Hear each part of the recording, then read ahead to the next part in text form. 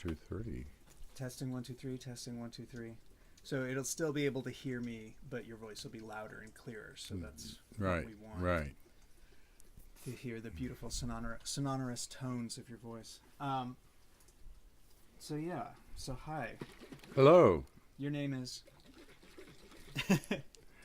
My birth name, Robert Hyacinth Arthur Levrini. Arthur. I hadn't heard that. Is that a confirmation name? Yes. Aha. My godfather's name was Arthur Foley. He was the doorman for 30, 40 years at the Waldorf Astoria on Park Avenue. Back when it was the real Waldorf Astoria. When it was the real Waldorf Astoria. Have you heard that they're turning it into private residence now? Yes, I have. What's this world coming to? And the last name, surname is Levrini. Tell us about Levrini's. I come to understand that Levrini means merchant of or purveyor of rabbit. Rabbit meat, rabbit fur, rabbit feet. And didn't you also say it was like quick rabbit? Well, my Latin teacher thought the I and I was meant quick, or lev maybe meant quick, and rini meant rabbit.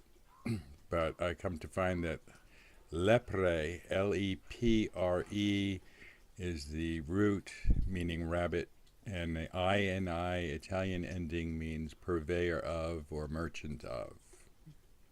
And more from the northern Italy. Northern Italy. Your family came from Sicily. Emilia Romagna.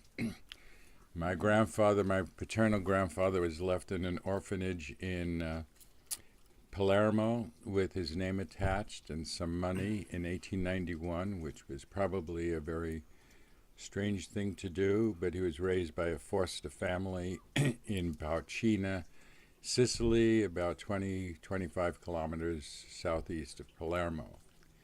My other 3 grandparents all came from the area around Palermo as well. So they had moved down there. And you were born in New York City. I was born at King's, what's the name? Madison Park Hospital on Kings Highway in Brooklyn, New York, 1946. September 1946. September 1946. Yes, I was born 9 months to the day from Christmas Eve. And Dad had just returned from overseas fighting the conflict in Europe in October 1945. So it must have been a very happy holiday season. So somewhere between Thanksgiving and New Year's I was conceived, I would imagine. And right now, we are in this house you've lived in for how long again? As of June 16th this year, it was 30 years. Right. And this house is in Northern California, kind of near Redding, with the view of Mount Shasta in the distance over there. And it's, so, yeah. The town is called Shingletown. Which has a nice ring to it. It started around 1870 with logging and the making of shingles and shakes. What are shakes? They're like a siding, or roofing. And from 1870 to around 1950, there were approximately 50 mills in the area. That it probably was a very dirty, smelly place. They're all gone, and the forest has returned. All the old growth has been cut down, but everything now standing is since the 1950s. They're doing pretty well. And what brought you here? Mountains. The mountains. My partner and I've always enjoyed the rural atmosphere, and my partner was also this mutual understanding of our life path.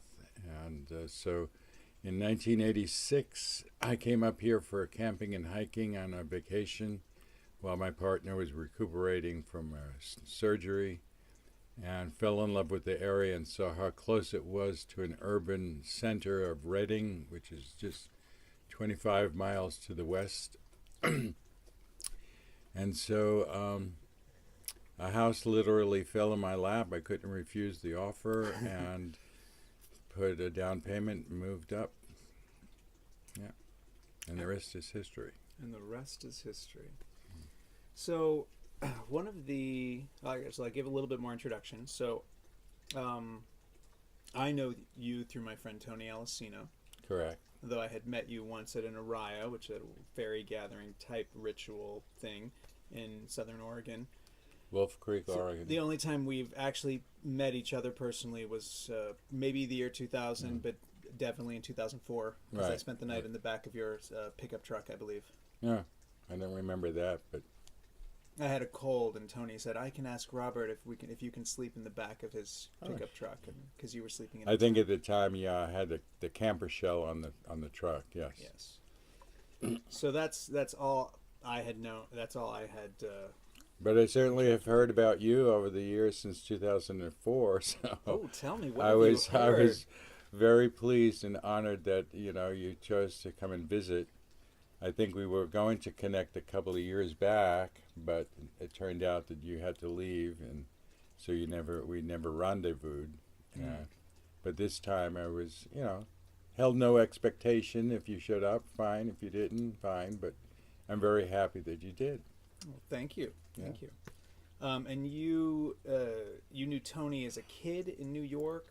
What age were you when you guys college age? Right after I left Marist College in '68, I would say late fall of '68, early '69, through a mutual college friend of ours, I met Tony and his friends, and then we interacted with each other from '69 to 1972, at which point I decided to up and leave New York and head to California, San Francisco.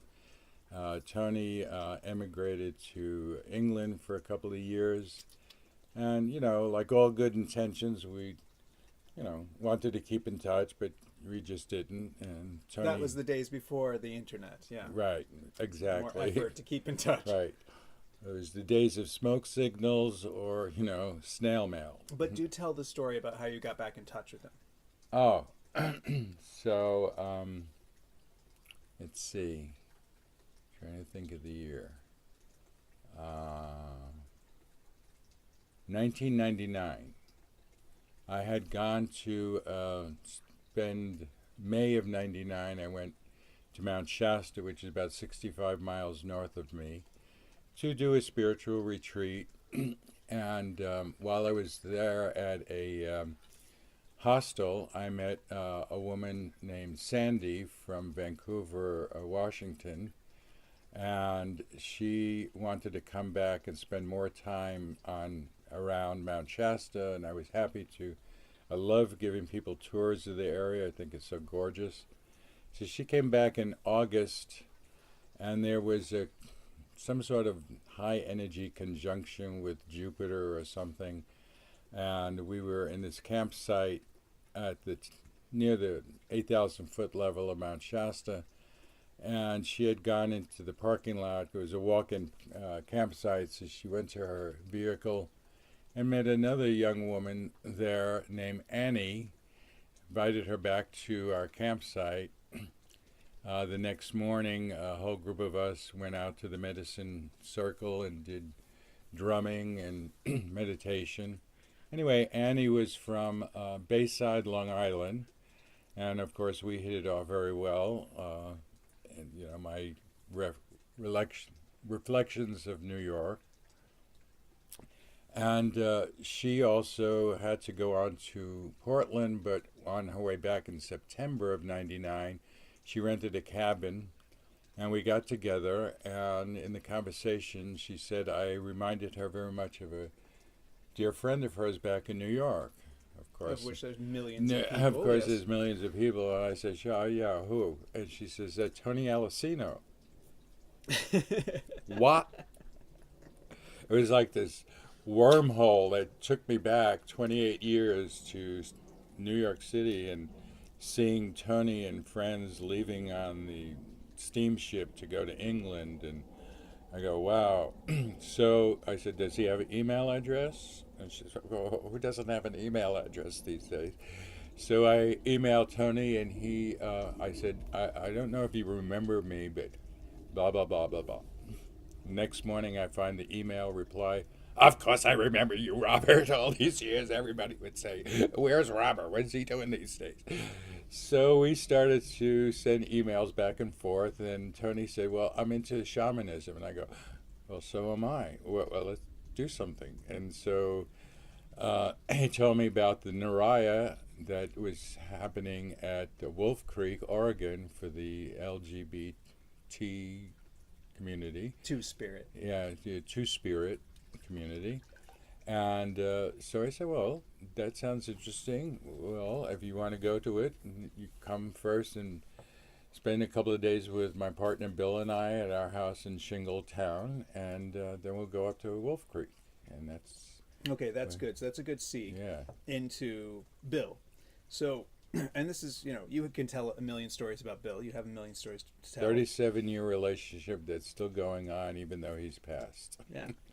So we started, before we started recording, we had mentioned freedom. This idea of freedom. One of the things that I've been reflecting on, is in the stories you've told me about Bill and your relationship, that you guys met, you both had a career at the time in computer technologies. Eventually you worked for Atari, right? Right.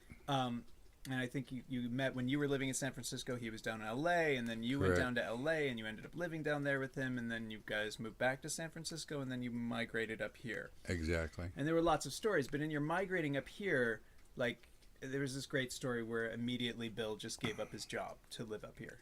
They kind of gave him an ultimatum: you have to come into work, and he was like, "I'm not coming into work. I'm not going to be back tomorrow." And 4.5 hour drive, he never would have made the scheduled, for the evening. So he just said, "Well, that's it." We both knew that we couldn't be unemployed at the same time to make the transition from the Bay Area up. Shingletown is 4.5 hours north of San Francisco, so he. So you kept your job for 3 years and kind of supported him. And then it sounds like from the stories you told me that you both kind of let go of the idea of a career and just did whatever you enjoyed that supported you. Where there's a will, there's a way to get by. So he ended up working in, retail sales, and I work and myself. Basically, the employment in the Shasta County area is tourism for one, but legal, medical, and retail. And since we didn't have the legal or medical background, the only opportunity, which we did well, and obviously still here after 30 years. And So a 40-year relationship, but 37 years together is not something that I think most people get to have, I would say. And definitely not most gay people, right? And it's not something I've mastered, so I find it quite admirable. And I find it really inspiring that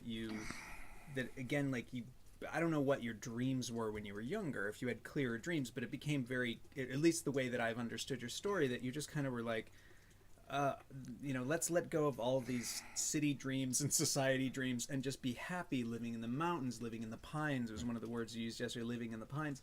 I think I would boil it down to, and I don't want to speak for Bill, but I feel that because of our long-term relationship, we both wanted to emulate what our parents, both our sets of parents had long-term relationships.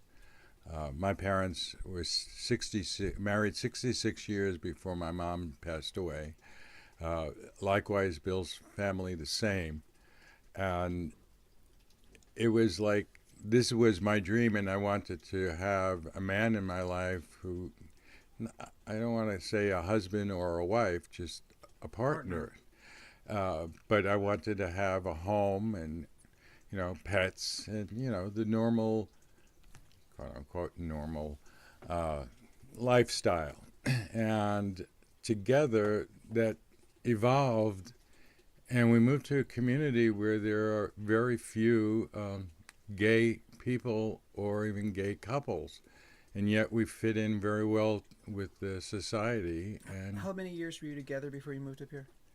let's see, we were about 10 years. Well, okay, so Yeah. that's substantial. We met in 77 and we bought the house in 87. So a lot of couples that I've met that don't, a lot of people that I've met who don't manage to have long-term relationships, they get obsessed with like critiques or problems or something that ends up causing the relationship to fall apart. One of the things that I've heard in the stories you've told was that Bill would often say to you, was the way he always signed his things, that I love you more than yesterday and less than I will tomorrow. So that basically he would just love you more every day, and it was kind of a, I mean, I don't know if he would think of it as a commitment he made in his heart, but it was just the way his heart moved. Right, exactly. And it was likewise. I find that to be an incredible magic or skill or wisdom to apply to togetherness. You know, because that's again like people get hung up on reasons why you're not. I don't want to be with you anymore. Yeah. And that, and I guess one of the quotes. We had our ups and downs, and we just kind of worked through them. Sometimes by not talking to each other for a couple of days, but it was always, you know. But yeah, it was more important that you loved each other. Exactly. Yeah. Exactly. So that, I guess, and we'll tie this back into what I was saying earlier, that freedom, like that you had found a type of freedom. You were free from societal obligations and free from ambitions and things to just be. Just be, yeah, I would say. And love, and so that I found really. You know, we enjoyed the finer things in life, of course, when we were younger and we had the better income. But the dream was to live closer to the mountains in our own home. And when we achieved that, it was sort of like, okay, now let's just enjoy it. This is what we were looking for. We don't need the opera. Yeah. We don't need all the... Yeah. Exactly. Yeah. You know, opportunities came along, and basically because of hiking and camping was our main objective, it's all around us. We didn't feel the need to travel anymore. Both of us have had quite extensive travel in the past, so it was like no need to do that. Yeah. Or didn't feel the burden, like you say, to be attached. Well, I got to do this. We have to go on the Queen Mary next month. And no. And you've talked about being a Buddhist Christian or something that you keep. Do you need to answer that, or are you okay with not answering that? I would prefer to answer that. That's probably Debbie. Okay. I let the message for her. Be right back. I can't pause the recording, but it won't be long. Don't worry about it. Don't rush. What do I want to muse on while he's answering the phone?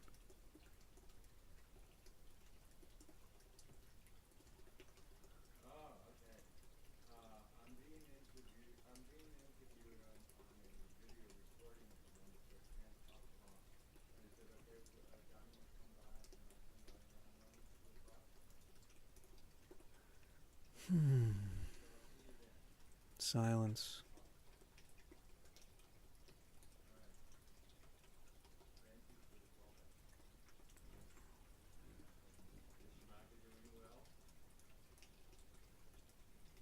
To be able to let go of the constant hunger, I guess that's where I was going with this. I'll ask him more about that, but to let go of the constant hunger for more and be happy with each other. Perfections and imperfections, committed to love, committed to loving, committed to happiness, and anything that doesn't add to the happiness, the love, the togetherness, to let it cool, to let it fade, to let it wither away, so that the happiness, togetherness, love remains. So one of the things that I just wanted to, I guess, Sorry about that. I made a call, and my friend was calling me back. We're going over to visit some wolves this afternoon. Some wolves and some psychics. Right. Magic Right. creatures, magic people. So one of the ways that I put it last night, I was writing to myself a little bit to kind of process stuff last night. And one of the ways that I put it last night was that in committing to happiness, committing to love, committing to togetherness, everything that doesn't really feed that, you just let it, you don't feed it, and you let it wither or fade away so that what remains is happiness, love, and I togetherness. would say that's true. Yes. Yeah, I think that's kind of an amazing skill, even though it might be something very simple. I don't know if a lot of people master it because everybody has this constant hunger for more. You know, more sex, more adventure, more Right. stuff. Right. More stuff. So you were talking, I was starting to ask you before you left that you have called yourself a Christian Buddhist, and you said you have Jesus in your heart as your bodhisattva of love and compassion. Exactly. And Buddha on my mind is a community, wisdom, and I walk the path of a solitary practitioner of the ancient arts. And have you had that for a long time? Like, when did you start developing? Because you went to seminary when you were younger? I was just going to say, I've always had a spiritual inclination, and being raised by, an Italian family, the grandmother, my mother's mother, was always, didn't push, but instilled the idea of becoming a priest.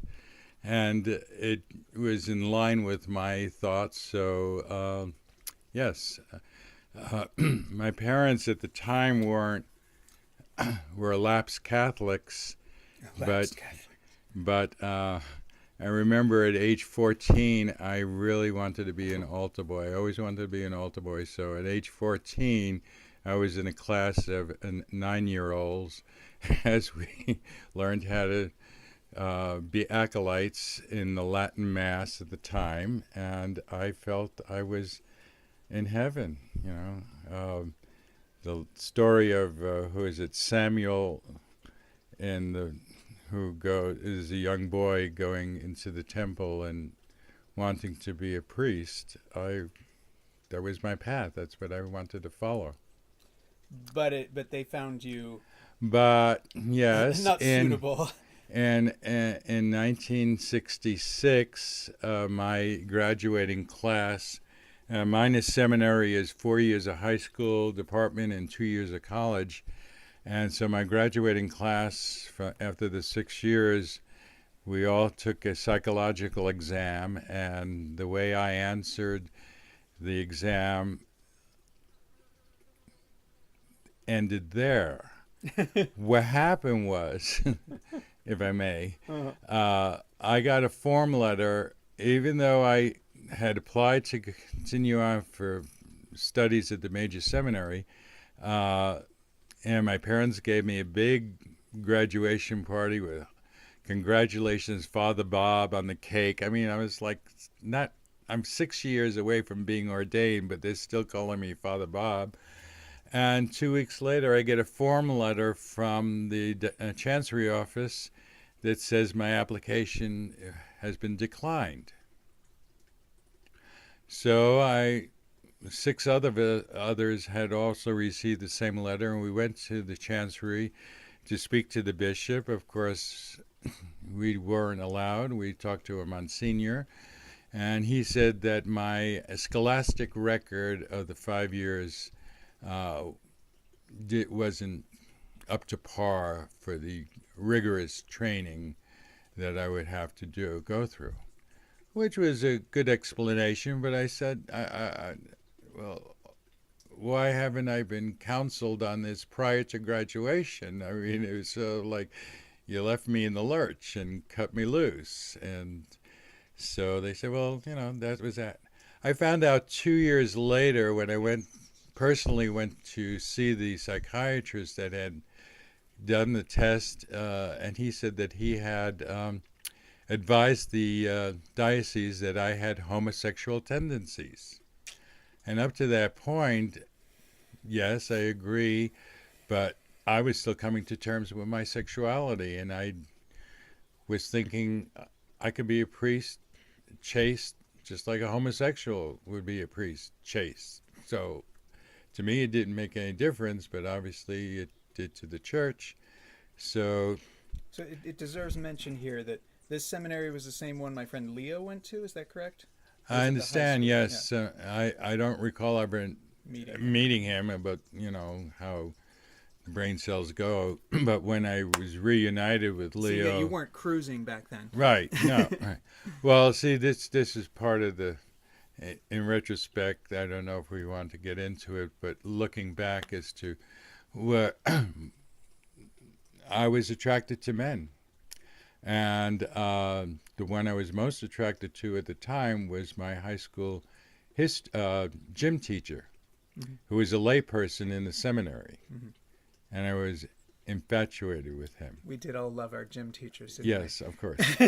And so, obviously, something I did or said prompted them to have this psychological exam, which was interesting because the whole issue with homosexuality in the church didn't come to full fruition until the 90s. Yeah, that wasn't the problem. This is 1966 at the Rockville Center Diocese in Long Island. But it was still the vestiges of McCarthyism. And Yeah, all that bullshit. yeah. It was 2 years before Yeah. Stonewall and all that garbage. Right. So, but what's interesting there though is that you started off with a spiritual inclination, Exactly. and somewhere along the path you got involved with Buddhism and shamanism. So, what age did you start getting involved with Buddhism and shamanism? In 1974. So you went out of Catholicism quickly into it pursuing your spiritual path. when I got snipped from the church, they arranged for me to attend a Marist College in Poughkeepsie, New York, and there I met kind of an effeminate person who I confided my feelings to. And through him, he was a mutual friend of Tony's, that I got into New York City and became a hedonist. That's something that works for a while, right? Right, right. I figured, well, this is it. But I was always look for love rather than sex.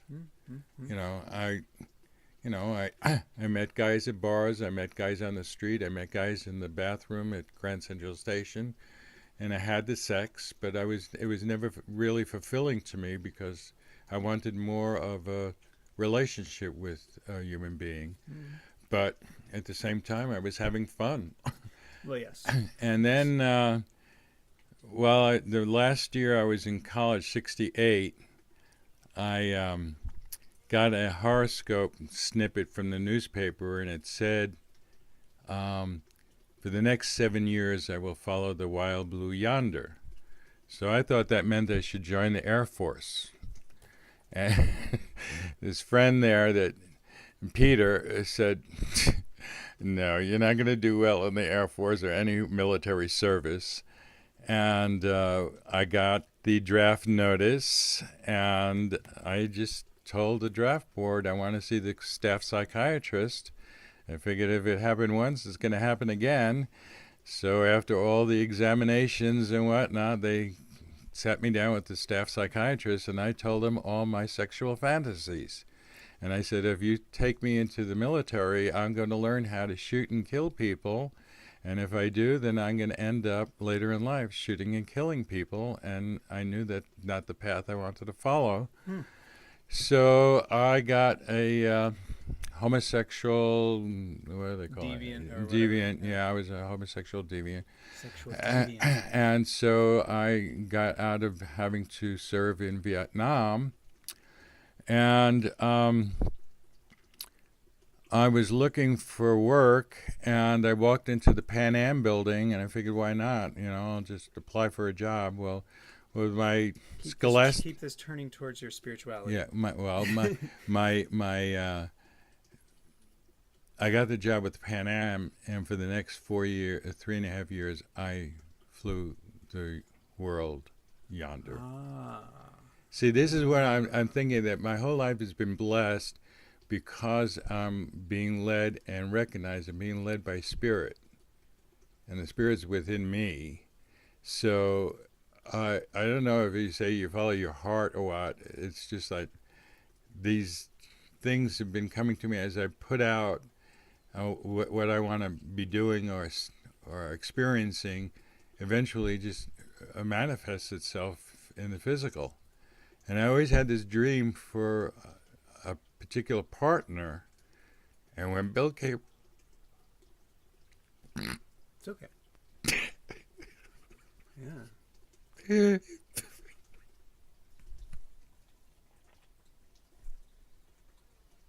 Excuse me. See, he's still with me. So, yeah, it was... what? I had my first sexual encounter where I was, can I say the word fuck? Yeah. Yeah. This is My first sexual encounter was with a black man who fucked me, and it was so beautiful, and I dearly loved this individual, still remember him to this day. But, it wasn't going to work out as far as a relationship, but it was from, I was 68, 69, and I met Bill in 77. So I had a number of affairs, partners, lovers, what have you, between starting my hedonistic period until the man of my dreams So Bill had... I guess literally walked into my life. You haven't talked to me about this. What was your spiritual relationship with Bill? I mean, when I saw you with the waterfall yesterday, you were really absorbing the majesty and honoring the majesty of nature. And I assume part of your desire to be in the mountains and the trees was because you have a direct relationship with the energies of the earth. That was basically Bill's real religion, was nature. Nature, yeah. But interesting, he had in his earlier life thought of becoming a Lutheran minister. His family was Lutheran, German Lutherans, and he had been open to the idea of becoming a Lutheran minister, but that didn't, because of his sexual inclinations, in the church and all of that. So he followed his path and had his flings and whatnot, and then I walked into his life. So your our cathedral was Yosemite Valley. When did you first start studying shamanism as a thing? It sounds like you just had an inkling towards it anyway. Around 1982, 83, Right. I was working at Atari in Sunnyvale, and I saw this esoteric bookstore, the San Jose bookstore, and just started reading, picking out, again, being led. I go, oh, this looks interesting, and I pull it out. It's a book on shamanism, but I think the very first one that really hooked into me was Shakti Gwain's book on visualization. And to manifest...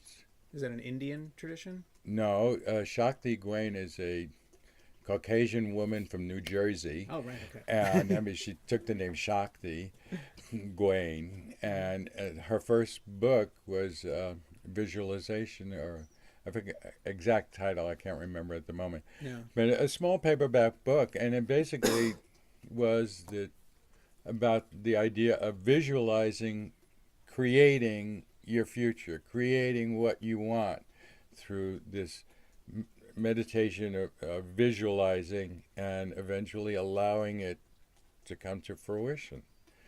And that was, like I said, 83, 84. So Bill and I had already been together since 77, and we would go every year to Yosemite Valley, Yosemite Park, or other areas of the high Sierras, camping and hiking, and it was our dream to live closer to the mountains than the Bay Area. And in 86, he had a operation and was recuperating, and I said, well, I have 10 days vacation. I'm going to go up to this place called Mount Shasta, and that introduced me to Shasta County here, and then the state of Jefferson. A couple of months later, a friend that Bill and I were sharing a house with at the time saw an ad in the local newspaper, supermarket newsletter, and I called on it, and gentleman was asking for 5 acres, 2-bedroom house in Shingletown, and so I came up to look at it. It looked like something out of Little Abner and Daisy May. So, what else could you show me? Well, the last parcel she showed me was the manifestation of my visualization. You pictured it. You'd already been working. You'd already worked your magic pretty well, though, to get a husband that was such a good match. It was like, 5 different parcels, and they were all close, and they were in the pines. But I wanted to get away from parcels that were, I wanted something a little bit more private. This isn't exactly a subdivision. You've This got is 5 not a acres subdivision. and, It's 5 acres at dirt the end of a private rural road, it was March 4th, and there were no leaves on the oak trees. And when I saw Mount Shasta out the living room window, and my partner wasn't with me at the time, I said, "Here's a deposit." I went back and said, "Bill, I bought a house." And when we came up on his birthday, April 20th, and with his, he was multi-talented with woodworking, electric, music, plumbing, music. He went all over this house, frame-built house on a concrete slab that was only a year and a half old.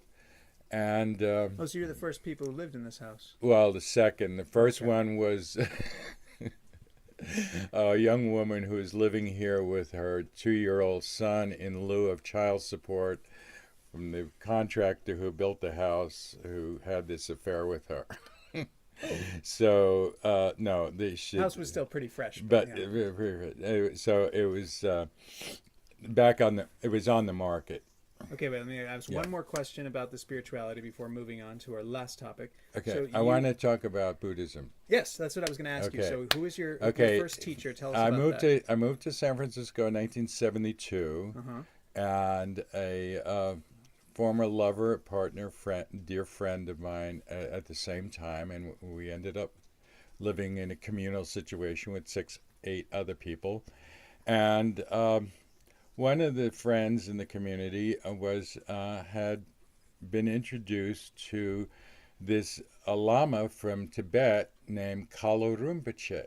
Kalu Rinpoche. So I said, it sounds interesting. Let me go. There was snippets of Buddhism coming into my life prior to that, but the idea of going to sit at. So 1974, I started attending these lectures that this wrinkled old 80-year-old lama through a translator, and it touched my heart. I mean, it was like, boom. And I, as I've come to learn, took refuge or, commitment to Kalu Rinpoche's teachings and the Dharma, the Buddhist text. But I had difficulty with the nomenclature, the names, Parama, Bhamasa. Yeah. And I just wasn't quite that into it. And also, I was living above Leather Forever on Polk Street, and the bars were across the street that I like to hang out still in. a little too So I was hedonist very hedonist, sexual, and still looking for Mr. Right. And But did you start meditating already at that age? When you ask me meditating, I don't do formal meditating. I'm always, in a sense, meditating. I'm always focusing or looking at, centering myself. I don't know how to explain it because I never was an academic or, as a C or D average person in school. I think I have some sort of a... Not being super intelligent actually protects you from a lot but of garbage. it's sort of also, what's that word? Trying to think. Well, I can read something, but it doesn't stay in. Okay, yeah. or But maybe it percolates through. right, exactly. Well, they say that What's that? AD something? ADHD, ADHD. yeah, What does that stand for? adult Deficit. deficit of Yeah. hypertension disorder or something. Yeah, so I have some attention deficit. That's why I wasn't very good in school, and I recognized when the seminary said that my scholastic record. Well, I agreed with them. I got F's and I got D's and C's. Yeah. So how could I go on to read Thomas Aquinas in Latin for 4 years because it just never sunk in? But I was exposed to Latin. I was exposed to French and Greek, but so you've never had a formal meditation practice? I went to some ashrams and I did that, but I was never felt connected to it. It was sort of like I was outside of that. Doing the whole sitting. Right, Yeah. right. I did yoga. In Tibetanism, they do a lot of chanting as well. You didn't do... Yeah, I did it for a couple of times, or when I was seeing Kala Rinpoche for about 6-8 months, like every week there was a session. We're a whole group of us. Yeah. And he tied the cord around my neck, orange cord, and he gave me a name. So my Tibetan Buddhist name is Karma Nyingma Gorpo. Translated, Lord of Speech Power. Me? Lord of Speech Power. Yeah, so I said, okay, whatever. so then 77 happened, and Bill walked into my life, and it was a totally different trip. It was like, okay. Well, he was a Taurus. He was very grounded. Yeah, enough of this spiritual thing. I got to build a family now. Get a couple of. We had cats, and I moved in with him in Pasadena. And we ended up renting a house on a tree-lined street with manicured lawns, and he was doing very well. I was doing very well financially. So it was that, in all this Donna Reed movie. Paradise. In all the stuff that I've read, they talk about how, although a formal meditation practice is useful, like the Dalai Lama always says, I've never been very good at meditation. I only meditate 4 hours a day. Yeah. But they say that regardless of the importance of a sitting meditation, it's how much you're able to apply it at every moment all the time. And it sounds like you're more into that than the formal sitting meditation. Exactly. And the ritual and the... Yeah. I had a high school friend from Long Island who ended up in the Hare Krishna group in Tucson, Arizona, and I spent several days with them and did meditations and all of that. And I go, no, not for me. Not for me. But you do have the Four Noble Truths and the Eightfold Path on a little board. Well, see, I'm getting more into it because, like I said, I'm trying to follow. My Lama is Kala Rinpoche, but also Jesus, Buddha. Mm-hmm. The Dharma is both the Christian text as well as the Buddhist text. Right, yeah. It's a kind of a meld of both. So as regards to where I am now is like I want to get more to the finer things, just understand what the noble truths are, and that has helped because the first one is that suffering is from attachment. People, places, and things. And so as I downsize and I feel more and more free now as a single gay male in my 70s, it's nice to have that little reminder. Yeah, you've gotten rid of a lot of stuff. Yeah. Okay, so then let's move on to our last topic for our conversation our interview with you today. We want to talk about Gia a little bit. Gia? Are you okay with talking about Gia? Gia. My middle name, Hyacinth. And as I've come to find out, having been introduced to the transgender community, the cross-dressers, the transvestites, I realize that I've been always fascinated with feminine dress. Well, and even when you met Bill, you were really into costumes and uniforms. Well, I was in So it's a I was in different the I was in the theater guild in college, but I'm going back to when I was 5 years old. Oh, okay. You know, and if any of your viewers are familiar with Quentin Crisp and his movie, he said there's one thing I want you to have in the movie, and that is, and then it opens up with him as a 5-year-old prancing around in front of a mirror with his mother's clothes on. Right. And that's exactly what I was doing. My mother had a lovely cocktail dress with sequins, and I would go in her closet and put it on until my grandmother found me one day and, put a snuff on that. So you repress it. And there were occasions in 1977. I'm in San Francisco. Chuck, my former partner, lover from New York, who's now living in San Francisco, and his current affair, Billy, I said, I want to do full drag. I've decided I'm going to try it once, all right? So I did the shave, the nails, the hair, made my own dress, and Chuck had gotten tickets to the Beaux-Arts Ball in San Francisco for Halloween. I was Amanda de Veranda. Loved it. Had a wild time. I felt there was something about it, the expression, that was just so liberating. But at the same time, I still, like my male part.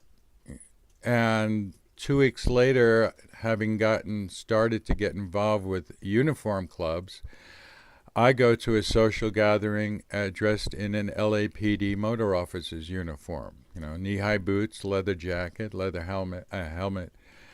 And that was the night that Bill walked into my life. So it was like we played this fantasy trip. I like men in suits. I like men in uniforms. And so Shoes. our relationship was just based on, albeit being clones, but Masculine drag. Yeah, that fit my persona at the time for the next 37 years. But Well, 30 there was years. 30 years. There was still part of me that wanted to express my feminine side. So when Tony Alessino came back into my life and invited me to Naraya and Wolf Creek, there was something that told me I can fully express myself at this gathering. And sure enough, I made a couple of dresses, and for the first time outdoors in the light of the sun, I walked around in nice little dresses. But my partner wasn't interested in seeing me. He said that if he wanted a woman in his life, he would have married one. So I respected that, and I kept it hidden.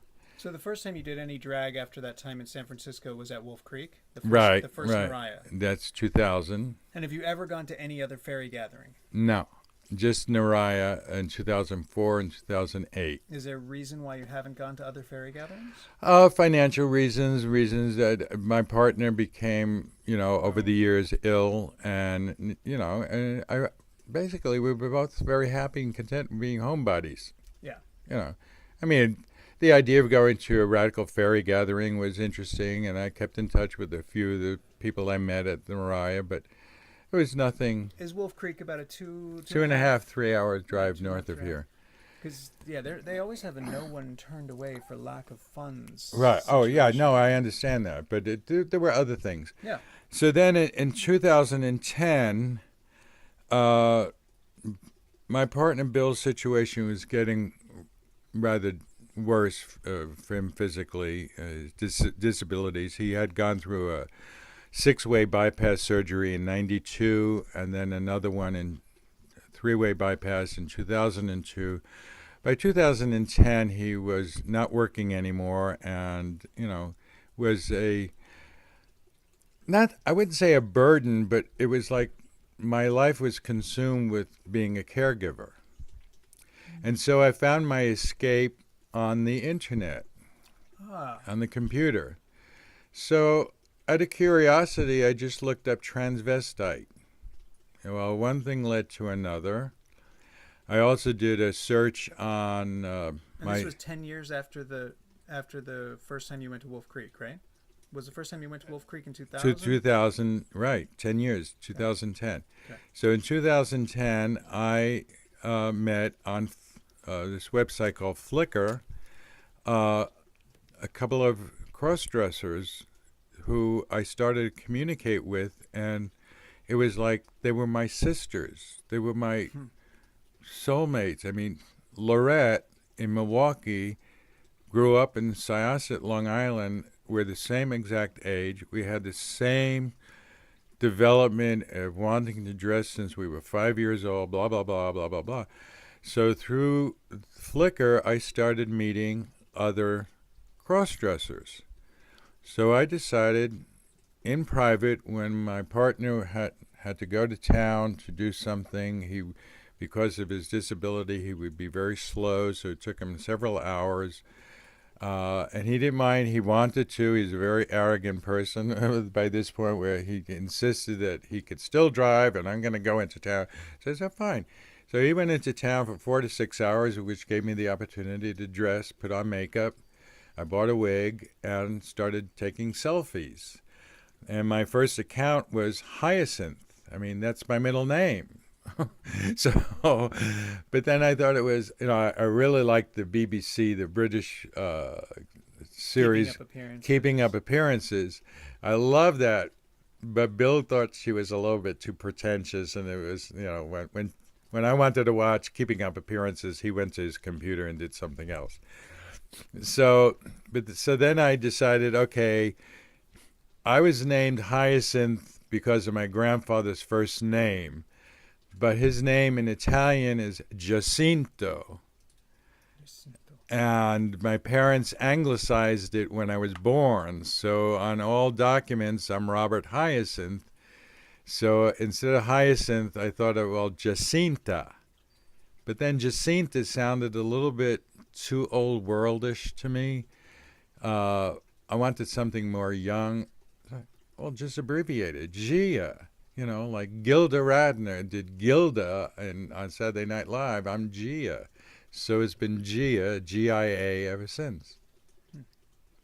And you, you have quite a following on Flickr, and you've done video editing and some photoshopping, and you've actually taken some, I think this is great that you've taken some vacations and mostly lived as Gia. I took one major vacation within a small inheritance I got after my father passed. I went to Italy for a month, March of 2014, and of course everyone's dream is to visit Venice at some point in their life. I decided that I wanted to savor it with all my senses, so I rented an apartment for 3 weeks in Venice. And knowing that Venice is a place where one can wear a mask and not be overwhelmed, I decided, that would be a perfect venue for me to be Gia as much as I wanted to. I went to the La Fenice Opera House dressed as Gia. I went all around, and it was so liberating and so wonderful and so magical. Yeah, and you made lots of great videos, so maybe we can link to one of your videos if there's any that are public. Yeah, right. And let's see. So I have now a speculative question, and then we're almost done. So, with the era of transgender freedom that we have now, is there any part of you that would want to just live as a woman to see what that would be like? No. I'm a Libra.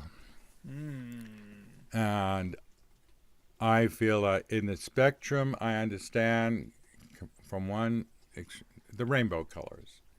And so I don't feel like I'm a woman trapped in a male body. I love my male body. I love what my male organs do. And I have still affections for the male side of me. but equally, I now feel free since Bill has passed, and I don't have to, restrict myself from expressing my feminine side. So here comes this younger fellow that wants to visit with me and has a beard and long hair that I'm so jealous of. And I figure, well, a few days while he's here, I'll just let the beard grow. Because I like the beard. I like, the look. I feel comfortable being a male. But tomorrow I might feel, a whim and shave it. Well, I can't keep the beard for too long because I get skin rashes. But Yeah. I'll shave the beard off. And in May of this year, if I may go back, when I was first introduced to the gay community in 1968-69, Greenwich Village, I maybe have gone once or twice just to see what it was all about, the Stonewall and the drag queens. But it wasn't really my forte. I didn't feel like I wanted to be that lifestyle, that a performer. Yeah. I loved the theater. I loved putting on makeup in the few times that I was on stage in college. But it was another, introduced, nice, good, fine, checked off my list. I saw drag queens, for real. So in a sense, I was there in the neighborhood the week of Stonewall riots. And, being gay, this is always an important turning point for the community. So in May of this year, I was going to North Carolina for my niece's wedding, and the night before I get a phone call from a local acquaintance who I hadn't seen in over a year, and Lloyd says, would I be interested in being in a drag show in Redding, California? And I go, the gay community is that large already? Where have I been these past 30 years in Shasta County? I didn't realize. I knew of one gay bar in Redding, but it was mostly Twinkies. And I go, no. But he said, no, it's going to be in a tavern in downtown Redding, and it's to garner funds for the community. And I said, sure. So I said, but I don't know how to do that kind of makeup, but we'll see. And so I went and we had a meeting, and there was a full transitioned woman from male to female who gave us a class on how to do drag makeup and drag padding and whatnot. And then the night of the performance, I had professional hairdresser and makeup artist do me up. I had already bought a dress a couple of years before that I wore once. And what was your performance? Did you do like a lip sync or a spiel? It was interesting how everything comes together. A couple of months even before this, one of my selfie photos that I put on Flickr of Gia in this outfit, looking at a picture of Bill, my partner, I came across on the internet Noel Coward's song, Mad About the Boy. And I found a rendition. David Vernon does a YouTube rendition of the song, whose voice I emulate. So I said, I'd like to try it a cappella, no music background. I'm just going to keep practicing David Vernon's tape.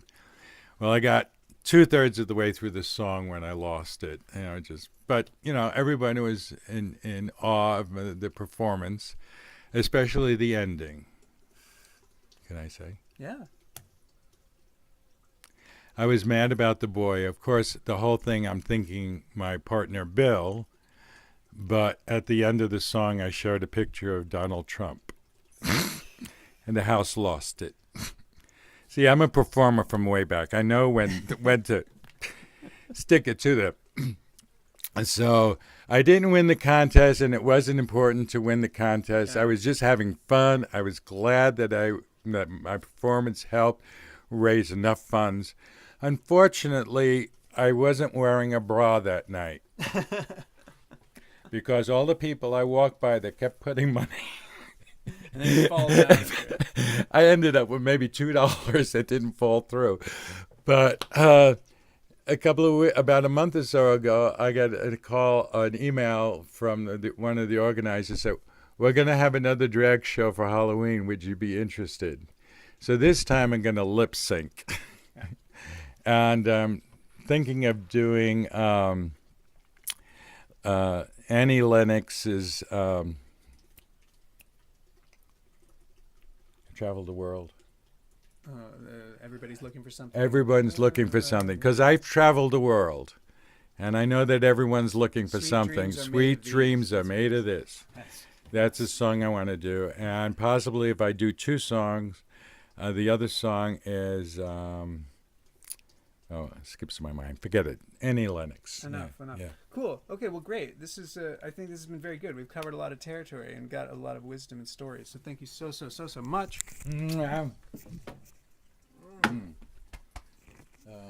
We can make a wig out of this. Yes. Yeah. Well, I was thinking I should cut my hair every 3 years because it takes about 3 years. Yeah. And then when I'm an older man, I can have a wig of my own hair. I have to keep it short because it's male pattern baldness. It looks like Clarabelle when it comes out the sides and the back. So I just keep it trimmed real short. All right. Now we're gonna go cut and stack some wood. You really want to do that? Yeah. Okay. All right. Thank you.